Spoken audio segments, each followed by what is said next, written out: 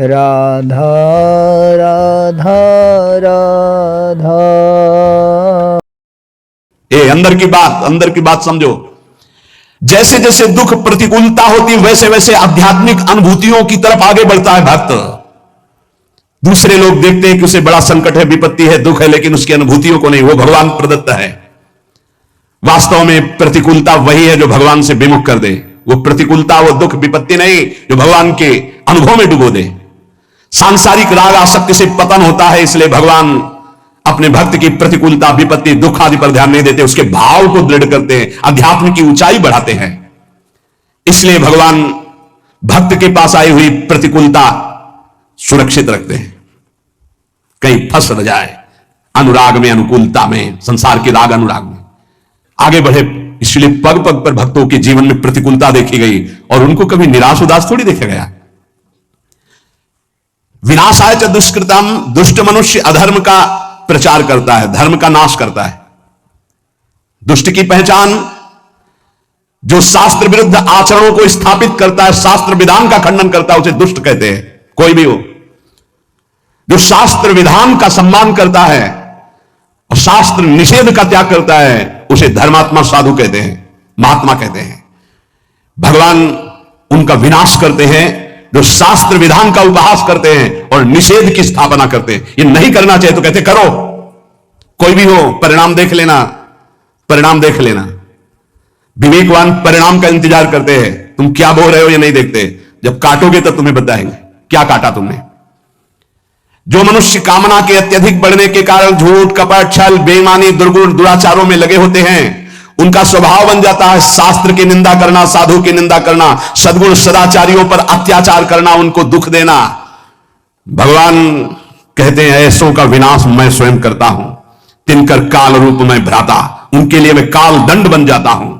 दुष्कृताम, दुष्कृति करने वालों का विनाश आए च दुष्कृताम, विनाश करता हूं। महाराज भगवान तो सब प्राणियों में सम है, उनका ना तो कोई मित्र है ना बैरी है। फिर वो तो बोले समोहम सर्वभूतेषु न मे द्वेष्य न मे प्रिय। फिर ये क्या लीला है? अरे उनके लिए जैसे महात्मा तैसे दुरात्मा, वो तो सब में विराजमान है, उनके लिए न कोई देश का पात्र न कोई राग का पात्र है। समाधान, उत्तर, संपूर्ण प्राणियों के परम सुहृद होने पर भगवान किसी से भी वैर नहीं करते हैं। पर ध्यान रखो, भगवान का एक वचन है, वो अपने शरणागत का पक्षपात करते हैं। हम भक्त पराधीनो असतंत्र। जो भगवान के भक्त से वैर कर लेता है, भगवान उससे वैर कर लेते हैं। सुनो सुरेश रघुनाथ स्वभाव, निज अपराध रिसाही न काऊ। जो अपराध भगत कर करई, राम रोष पावक सो जरई। भक्त भक्तिमान, भगवान का अपराध कर दोगे तो क्षमा कर देंगे, लेकिन भक्त का अपराध कर दोगे तो पक्की दुश्मनी ठान लेंगे। दुखिया को न सताइए, दुखिया देगा रोए, जब दुखिया के मुखिया सुने तो तेरी गति क्या होए।